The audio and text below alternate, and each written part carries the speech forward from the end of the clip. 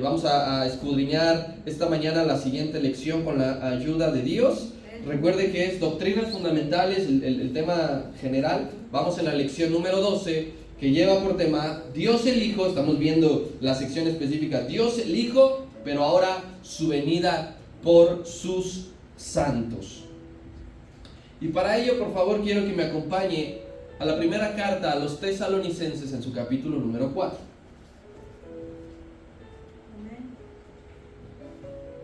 Primera carta a los Tesalonicenses, capítulo 4, porque vamos a leer desde el verso 13 hasta el 18. Voy a esperar a que todos lleguen para que estemos en sintonía y no se nos esté atrasando algún hermano.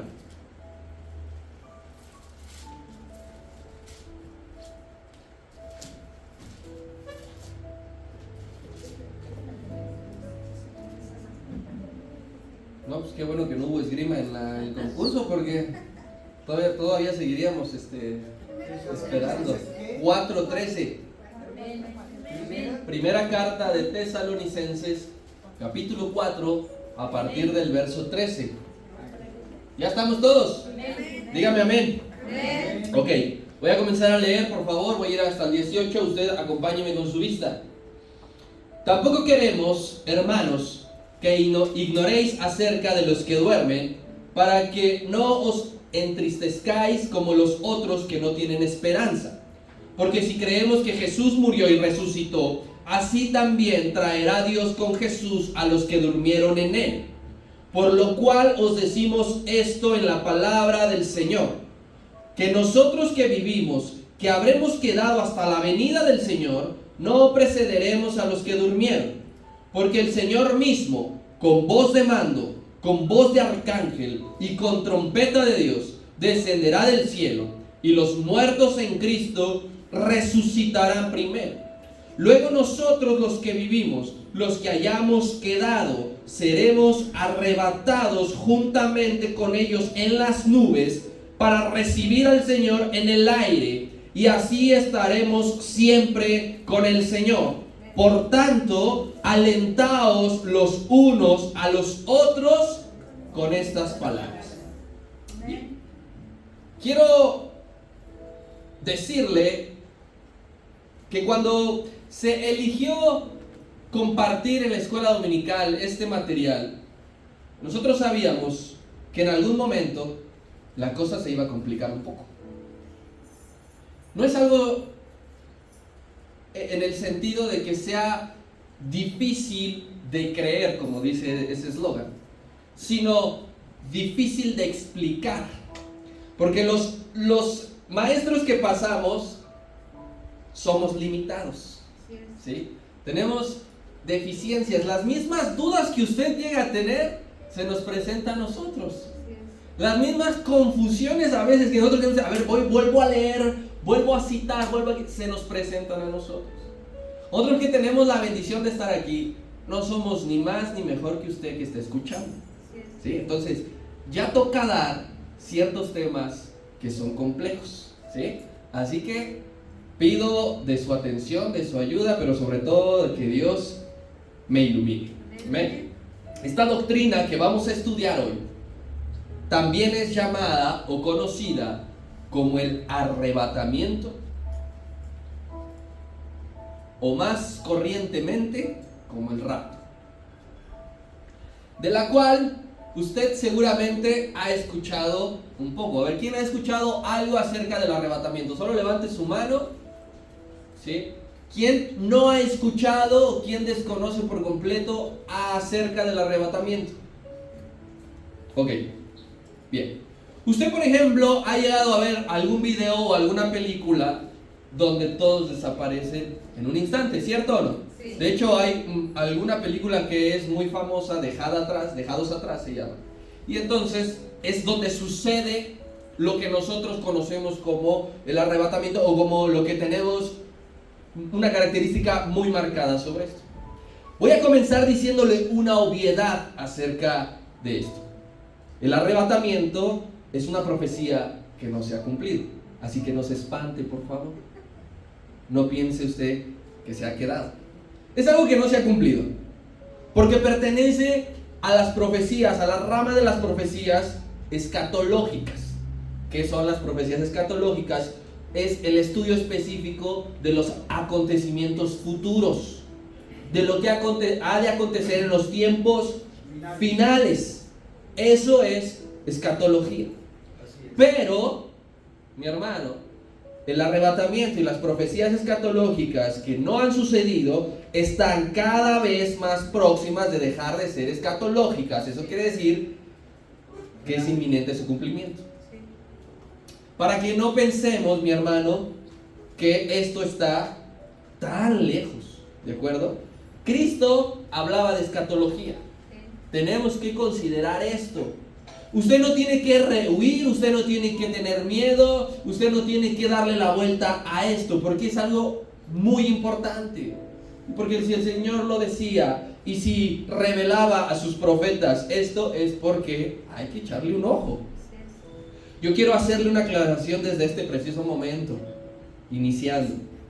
La doctrina del arrebatamiento es fundamental para el cristianismo, ¿sí? Nosotros estamos estudiando doctrinas fundamentales. El arrebatamiento es fundamental en el cristianismo, pero es y será y ha sido objeto de grandes controversias. No hay una postura fija. No hay unanimidad en cuanto a la forma del arrebatamiento. El arrebatamiento es fundamental, ¿sí? No estamos dudando, ni nadie de los verdaderos cristianos debe dudar de que sucederá el arrebatamiento, porque está claro en la palabra que tendrá lugar sí o sí. El principal dilema del arrebatamiento radica en qué momento sucederá. Y eso no es esencial. Que suceda así. ¿En qué momento? No. Porque su salvación y mi salvación no depende de que si el arrebatamiento es aquí primero o aquí después. ¿Sí me estoy dando a entender? ¿Sí? Allí no. ¿Por qué? Porque la salvación es por fe. Es por gracia. ¿Sí?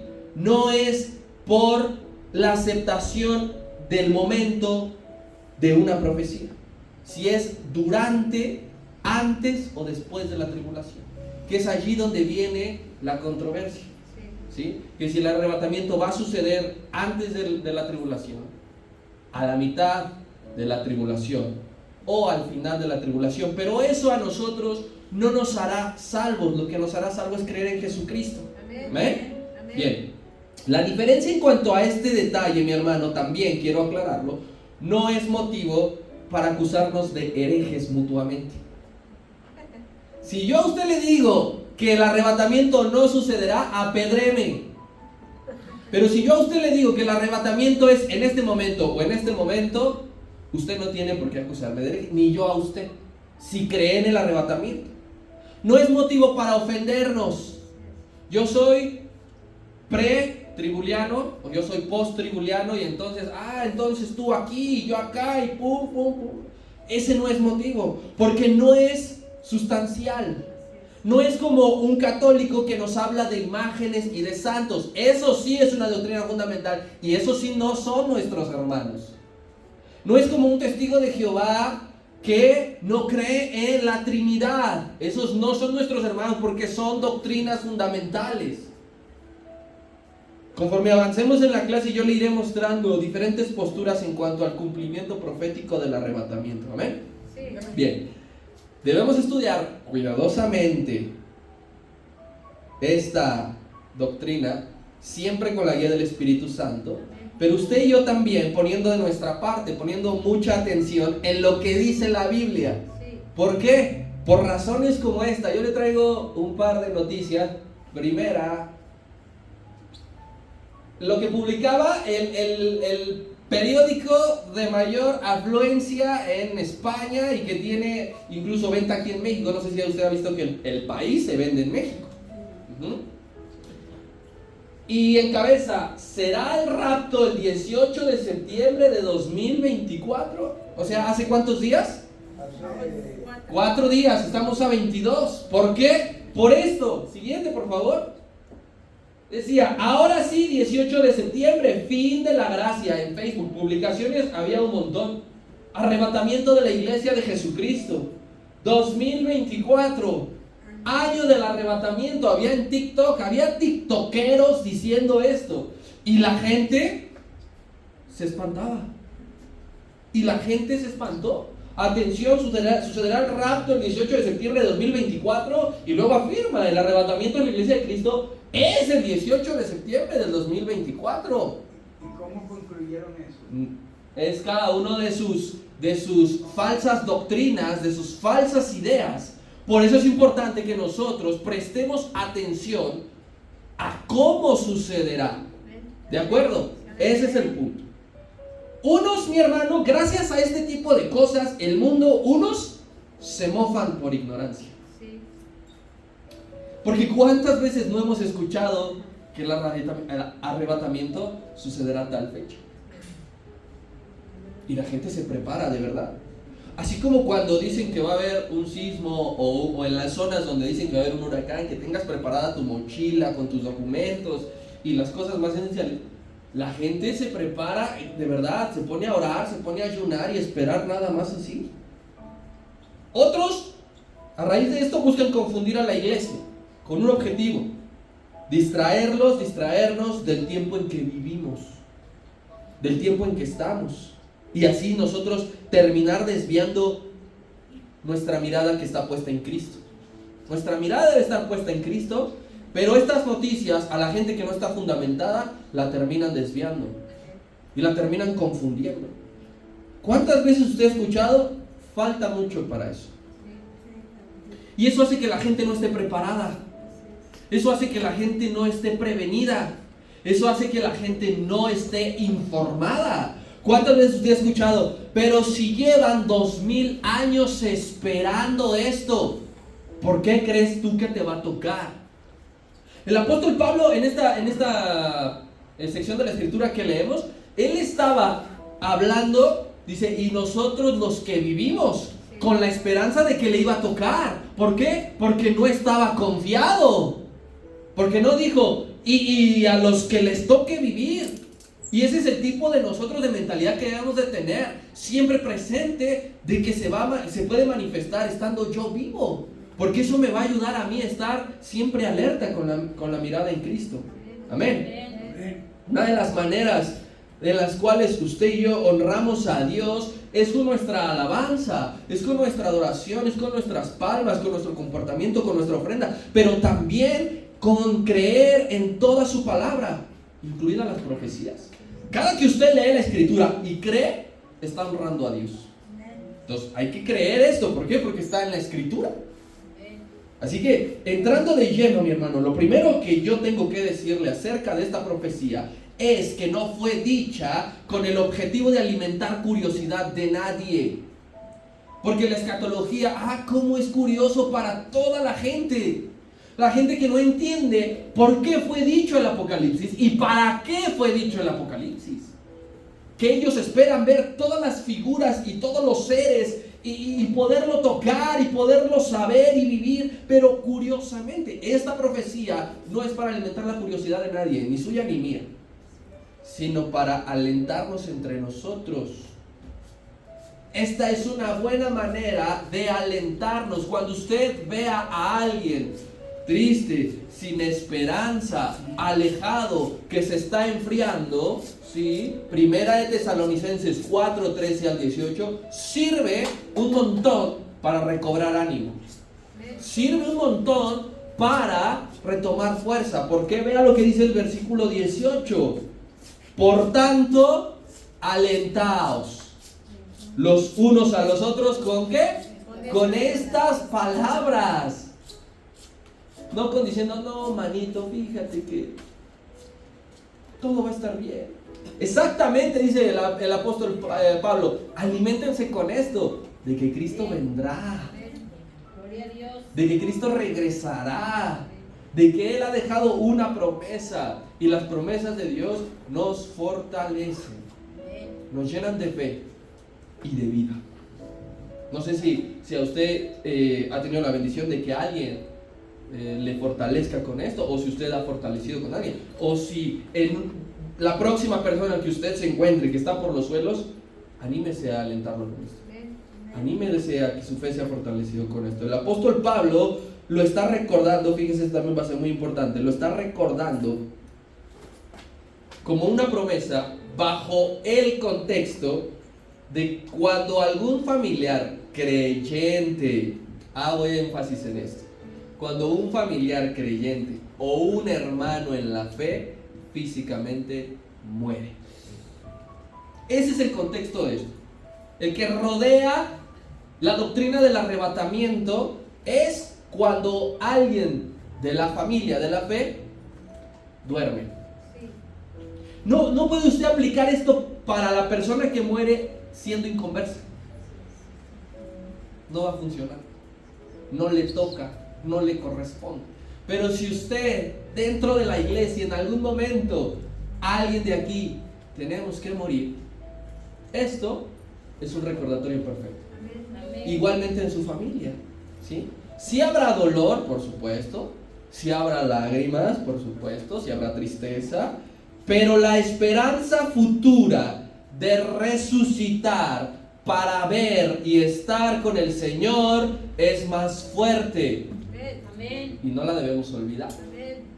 Porque los de Tesalónica pues estaban dudosos. Quizá la iglesia estaba pasando un tiempo de que varios hermanos habían muerto por la persecución que había, y entonces estaban desanimando, y el apóstol Pablo tiene que decir, aunque ellos mueran, verán al Señor, y ustedes tienen que estar confiados en eso. Vean lo que dice el versículo 13 y 14 de allí mismo, de 1 de Tesalonicenses 4. El 13: tampoco queremos, hermanos, que ignoréis acerca de los que duermen, de los que están muriendo, para que no se entristezcan como los que no tienen esperanza. Porque si creemos que Jesús murió y resucitó, así también traerá Dios con Jesús a los que durmieron con Él. Y si usted se fija, ¿cómo se llama la sección de esta parte? Dígame el nombre. La venida del Señor. El arrebatamiento. La palabra arrebatamiento textualmente no la vamos a encontrar en la Biblia, ni en el Antiguo ni en el Nuevo. No va a venir así arrebatamiento. Es que yo quiero, porque a veces la gente se aferra. Por ejemplo, no sé si usted ha escuchado, ¿dónde dice claramente? Porque si nos basamos bajo ese sentido común, ¿dónde dice que no me puedo drogar? Aquí en la Biblia, que alguien me diga, ¿dónde dice? Y no os drogaréis. No, pues no viene así, entonces me puedo drogar. El término arrebatamiento, así tal cual, no viene. Y ese es uno de los argumentos que ocupan este sector, que le voy a decir el nombre, amileniaristas. Ese grupo de gente, de personas que no creen en el arrebatamiento. Primero que ocupan es, no puedo creer yo en un arrebatamiento cuando la Biblia no menciona literalmente arrebatamiento. Esta secta no cree en un rapto de la iglesia, ni tampoco en un milenio, que eso lo veremos próximamente. Por ejemplo, nuevamente aparecen los católicos, no creen en un rapto, no creen en un arrebatamiento. Y aparece otra doctrina, otra corriente que hemos estudiado, que son los adventistas. Ellos tampoco creen en un arrebatamiento. Pero, mi hermano, va a suceder lo mismo con los conceptos de Trinidad o avivamiento. No está escrita la frase, pero está la idea clara en la Biblia. No podemos negar.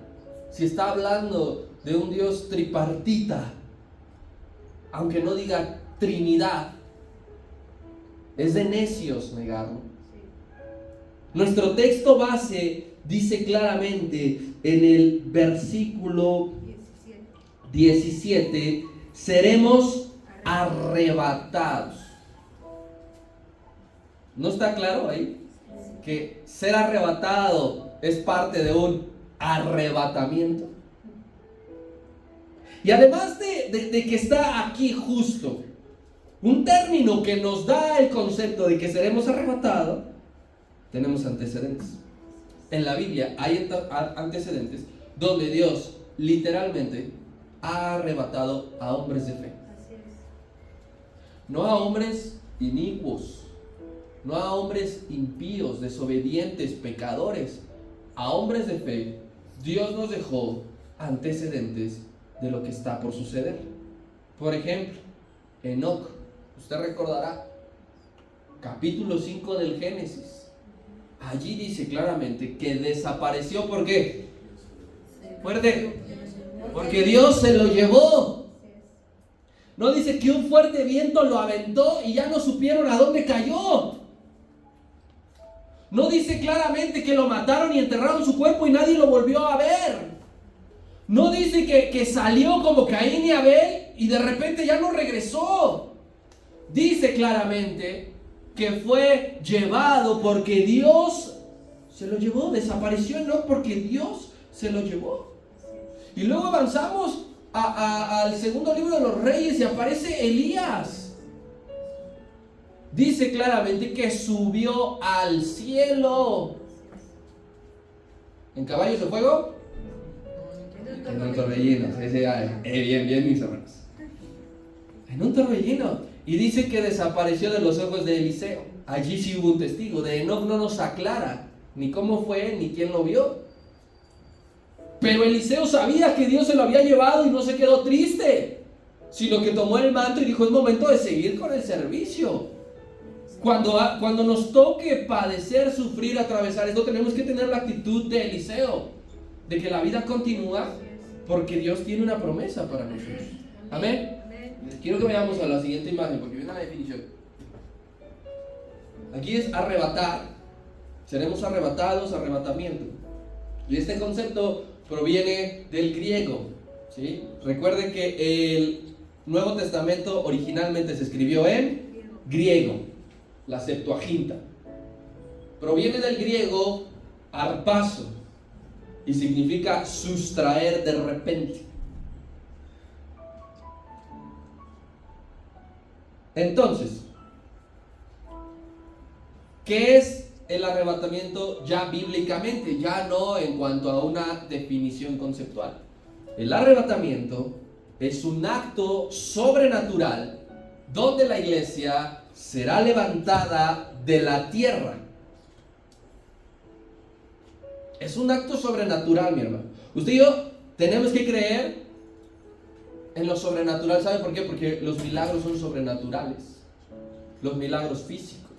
¿Cómo explicar de una manera natural que el ciego ve, que el mudo habla, que el cojo anda, que el cáncer se fue? Entonces, el arrebatamiento es un acto sobrenatural. La iglesia va a ser levantada de la tierra porque la iglesia está en la tierra.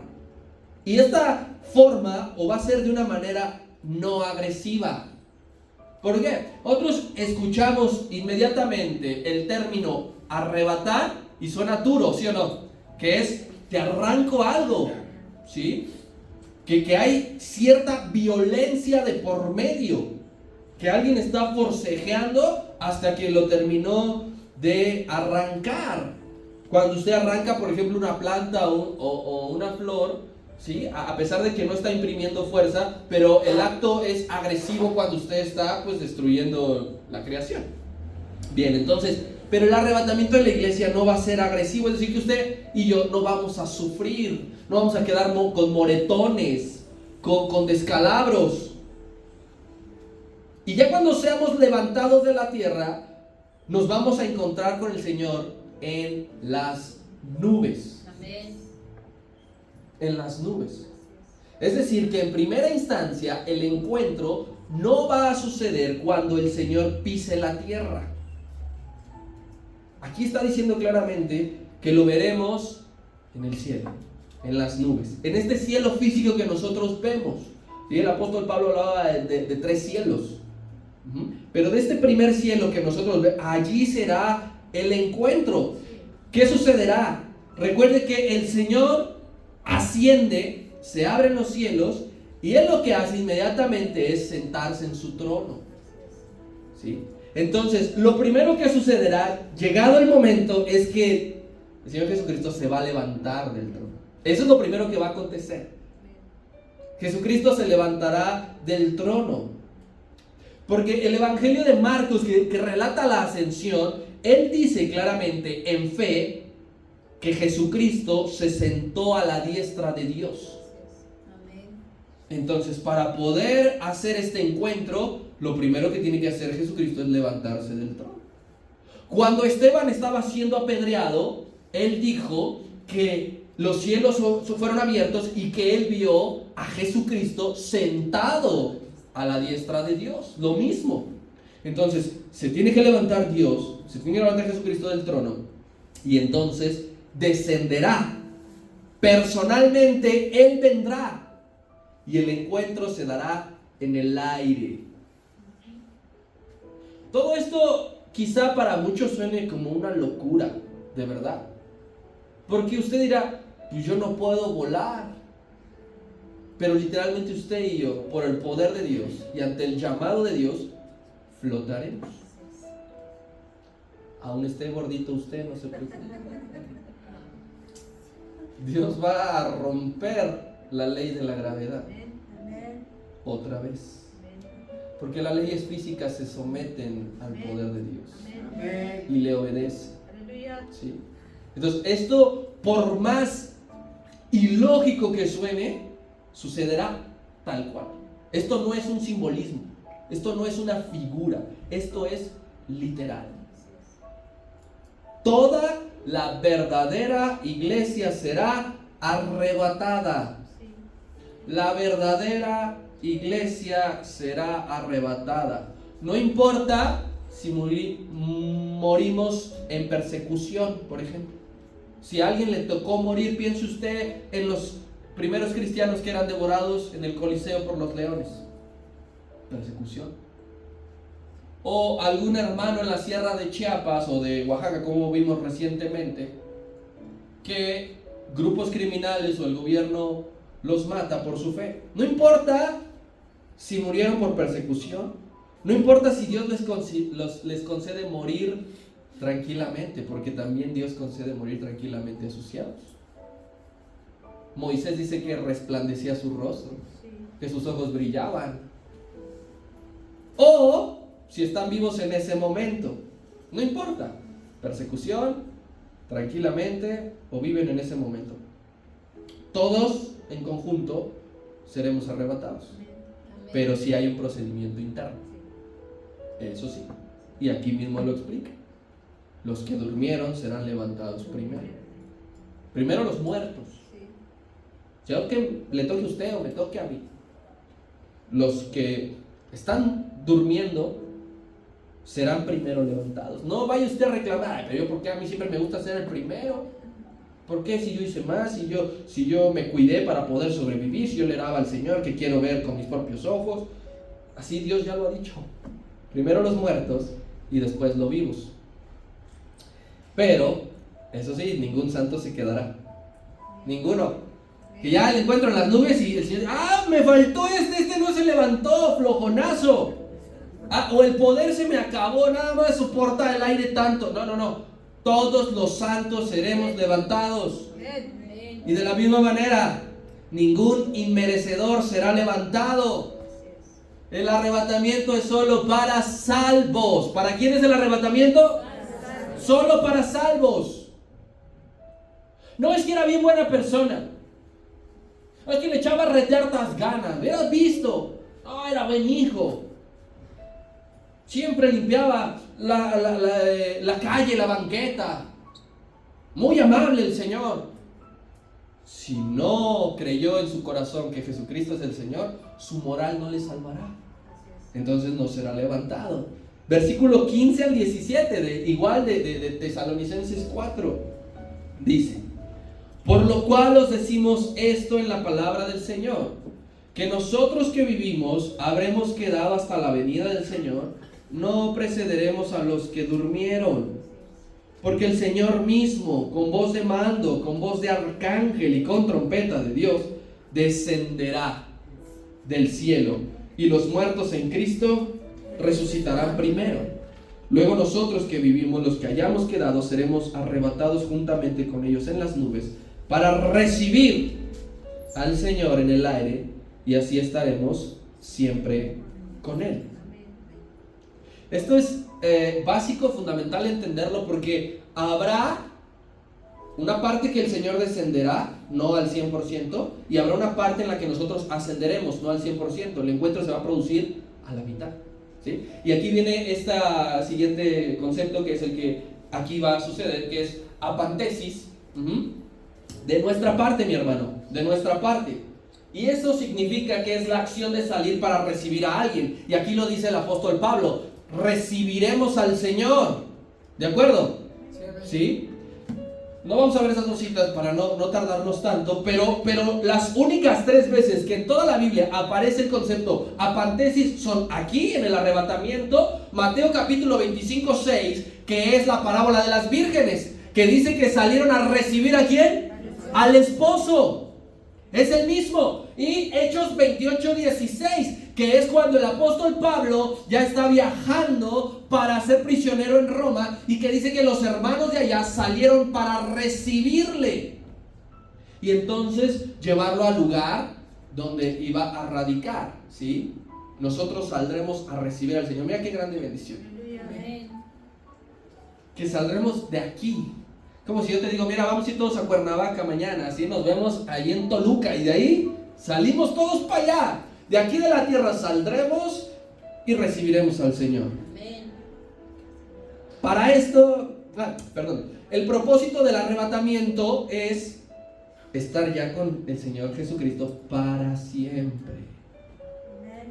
No es para decir qué se siente volar, cómo se ve la tierra desde las nubes. El propósito al ser arrebatados es que usted y yo ya estaremos con Cristo para siempre. Es decir, ya no habrá otra separación. Ya no dirá: aquí espérame porque antes me falta hacer esto.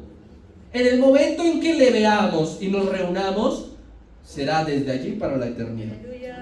Ese es el propósito. Vea el versículo 17. Luego nosotros, los que vivimos, los que hayamos quedado, seremos arrebatados juntamente con ellos en las nubes para apantesis al Señor en el aire. Y así, ¿qué dice? Estar para siempre. Para siempre. Cuando suceda, será algo definitivo, no algo temporal. Y para esto, mi hermano, no hay una fecha establecida. Para que esto suceda, lo que acabamos de ver hasta ahora, no hay una fecha establecida. Por favor, no crea cuando alguien le asegure día y hora, como las noticias que vimos al principio. No crea. Porque incluso hombres que yo reconozco, hablo a título personal, que yo reconozco que saben de Biblia, que son buenos maestros de Biblia, han dicho y se han atrevido a dar una fecha. Ni en ellos.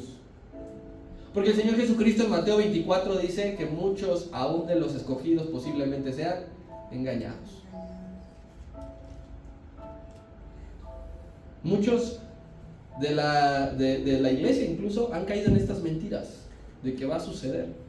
Mi hermano, no habrá una alerta previa a tu celular como la sísmica. ¿A quién le llegó el día, no sé qué fue, la alerta a su celular?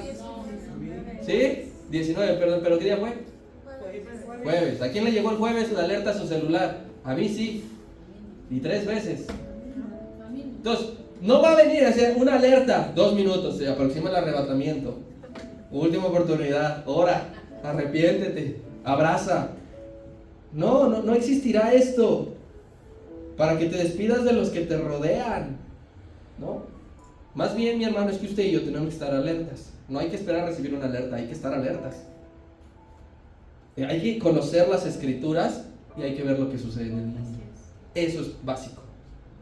Usted no se desentienda de lo que acontezca en el mundo, en la política, en la economía, en otros países.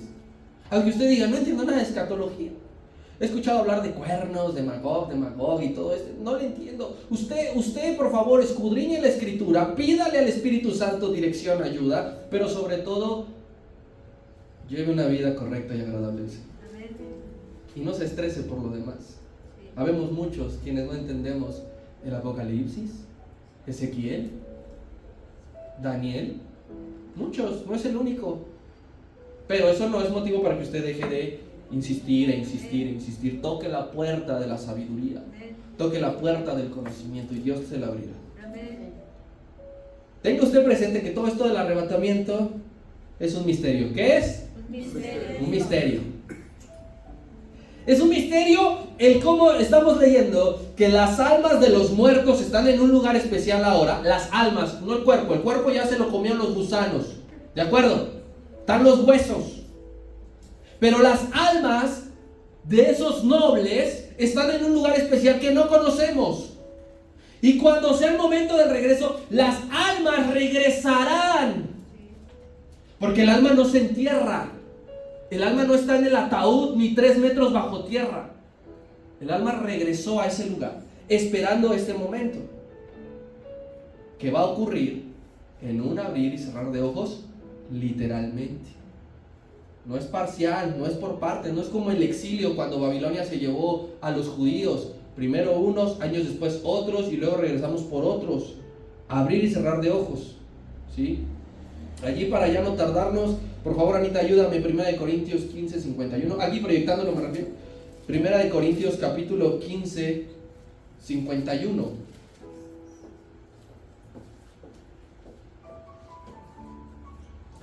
Vamos a ir hasta el 54. Y dice así la escritura. Ponga usted atención, por favor. He aquí, os digo que misterio. Por eso le digo que el arrebatamiento es un misterio. Tenemos información, pero es limitada. Os digo un misterio. No todos dormiremos, pero todos seremos transformados en un momento, en un abrir y cerrar de ojos, a la final trompeta, porque se tocará la trompeta y los muertos serán resucitados incorruptibles y nosotros seremos transformados. Porque es necesario que esto corruptible, habla de su cuerpo, se vista de incorrupción y esto mortal se vista de inmortalidad. Y cuando esto corruptible se haya vestido de incorrupción y esto mortal se haya vestido de inmortalidad, entonces se cumplirá la palabra que está escrita: sorbida es la muerte en victoria. O sea, aquí va el misterio, mi hermano, de que las almas regresarán ya no a su cuerpo de antes. Si usted ama su cuerpo, no sabes cómo le metí al gimnasio, no sabes cómo quedé marcadísimo. Ya olvídese, bye. Dice, las almas tomarán un cuerpo incorruptible. ¿Cómo es? No lo sé. Y usted, si está vivo, o aquellos que están vivos, dice, yo sí me voy con mi cuerpo. No, es necesario que este cuerpo también se quede y se vista de incorrupción. Mateo 24, 40, que ese también es esencial en escatología. Mateo 24, vamos a ir hasta el 44, y dice así, escuche. Entonces dice Dios a sus discípulos, Jesucristo a sus discípulos: estarán 2 en el campo, uno será tomado y otro será dejado. Arrebatamiento. 2 mujeres estarán moliendo en un molino, una será tomada y la otra será dejada. Arrebatamiento. Aquí dice: velad pues, porque no sabéis qué hora ha de venir nuestro Señor. Último. Hasta 44. Pero sabed esto, que si el padre de familia supiese a qué hora el ladrón habría de venir, velaría y no dejaría de mirar su casa. Por tanto, también vosotros estad preparados, porque el Hijo del Hombre vendrá a la hora que no pensáis. Claramente está diciendo esto aquí, que no todos serán arrebatados y no todos serán dejados, y que esto sucederá en un instante. ¿Y por qué el apóstol Pablo le está diciendo eso a los corintios? Porque este cuerpo, mi hermano, su cuerpo no es apto para entrar al cielo. No estamos aptos así físicamente, porque este cuerpo ya se ha vestido de incorrupción. Por más que Dios nos haya perdonado y nos perdone y nos perdonará, nuestro cuerpo ya ha sido contaminado de toda la corrupción del pecado. Entonces es imposible que entre. Seremos transformados. ¿Y cómo será esa transformación? Tampoco lo sabemos. Misterio.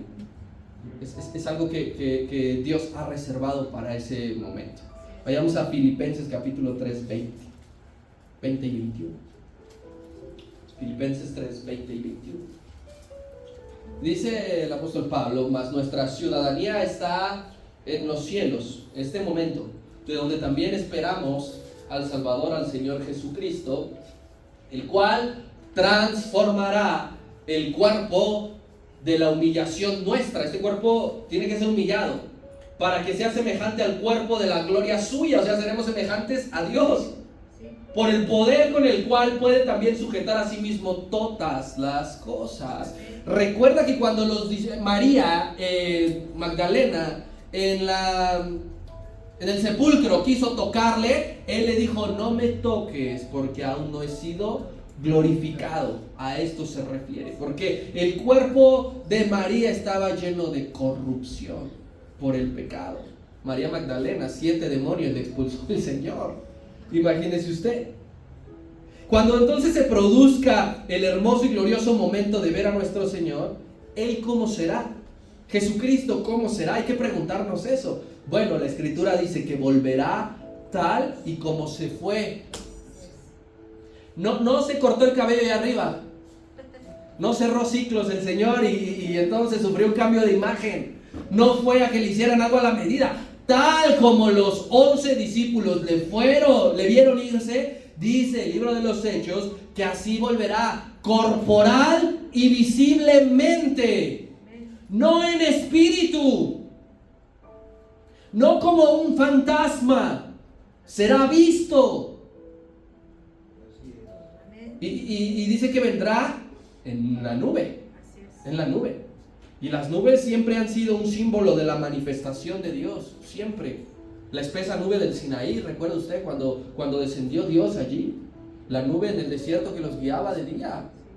La nube en la visión de Daniel, capítulo 7, él estaba en las 4 bestias, estaba viendo hasta que dice que el anciano de días, en la nube, en la ascensión del Señor y en el arrebatamiento. O sea, la nube es símbolo de la manifestación poderosa de Dios. Y hasta aquí, todos los fieles escudriñadores de la Biblia estamos de acuerdo. Hasta este punto. Hasta este punto. Todos los que verdaderamente se dicen discípulos del Señor. Aquí viene la discrepancia, mi hermano. Lo que yo le hacía mención al principio, porque es importante ver. Ese dilema radica en si el arrebatamiento es pretribuliano, o sea que sucederá antes de la tribulación, antes de este periodo de 7 años donde habrá dificultades, violencia, donde la abominación asoladora va a azotar la tierra, o si el arrebatamiento va a ocurrir terminando la tribulación. O sea, en que estos hermanos que están en esta postura dicen que la iglesia va a vivir la gran tribulación.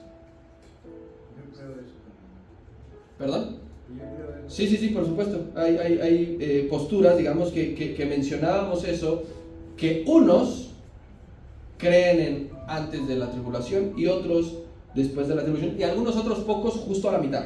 Porque la tribulación dura 7 años, pero justo a la mitad se dificulta, que es cuando el anticristo rompe el pacto que había hecho con Israel, ¿sí? Y entonces ingresa al templo la abominación, que es la imagen diabólica satánica, y entonces allí vendrán 3 años y medio, o sea, el segundo periodo de la tribulación, que va a ser conocido como la gran tribulación, en la que va a haber una persecución mortal, en la que el Señor Jesucristo nos dijo, y muchos morirán, físicamente, ¿sí? Físicamente. Entonces, algunos son antes, en medio o después. Incluso, mi hermano, usted y yo no nos sentamos mal, grandes predicadores y teólogos han mostrado posturas hacia un lado o hacia el otro, ni entre ellos se ponen de acuerdo. No hay un texto específico que aclare en qué momento va a suceder, precisamente para que usted y yo estemos alertas. Porque los que argumentan que el arrebatamiento es antes de la tribulación, concuerdan en algo que va a ser de manera secreta. Es decir, que por ejemplo usted estará platicando y usted se va y con el que estaba platicando se queda, y de repente, que es allí lo que han mostrado los videos, ¿no? Que la ropa se queda, que el piloto cristiano pues se estrella el avión porque pues se lo arrebataron, que los que dicen que antes de la tribulación dicen que el mundo no verá en ese momento a Cristo, que en ese momento para el mundo no será físicamente visible. Y es aquí cuando se va a inventar y se va a decir que fueron los ovnis. ¿Y en qué se sustentan bíblicamente estos? En que, mire, y esto es cierto, a partir de Apocalipsis número 4, la iglesia ya no aparece en la tierra. Todo lo que menciona Apocalipsis del 4 al 18 es lo que sucederá aquí en la tierra, y la iglesia ya no aparece. La iglesia reaparece hasta Apocalipsis 19 en las bodas del Cordero. O sea que posiblemente durante los 7 años de tribulación en la tierra, la iglesia esté en el cielo, en las bodas del Cordero, y recibiendo los galardones en el tribunal de Cristo. Y terminando esos 7 años, la iglesia y Cristo regresaremos aquí a la tierra para el milenio. Lo dejo picado para la siguiente. Esta, mi hermano, es una corriente relativamente nueva, esto que le estoy hablando, de antes de la tribulación. Porque se argumenta que, según Daniel capítulo 9, versículo 27, por ahí, o versículo 13, no recuerdo, Dios le está diciendo a Daniel que los sabios adquirirán mayor sabiduría cuando se acerque ese momento. Entonces, los pretribulianos dicen que como se está acercando el momento, Dios les ha hecho entender con mayor eficiencia que va a ser antes de la tribulación. Hasta antes del siglo XIX, es decir, de 1800 hacia atrás, esta revelación e idea no existía. Había unanimidad en la iglesia histórica y en la iglesia clásica de que iba a ser después de la gran tribulación. Y los que argumentan que la iglesia pasará la tribulación, mi hermano, hacen énfasis a que Cristo nunca ha sacado a sus hijos de las pruebas, y esto es cierto. Que Dios siempre ha estado con su pueblo dentro de las pruebas. Recuerde usted a los jóvenes en el horno de fuego. Recuerde la oración de Getsemaní, que él dijo: no te ruego que los saques del mundo, sino que los guardes del mal. Entonces dice, Dios aquí mismo respaldará a los suyos, aquí adentro. Si te toca morir, eso no significa que no vas a estar, siempre y cuando no aceptes al anticristo ni su gobierno. También, ¿qué dicen los de esta corriente?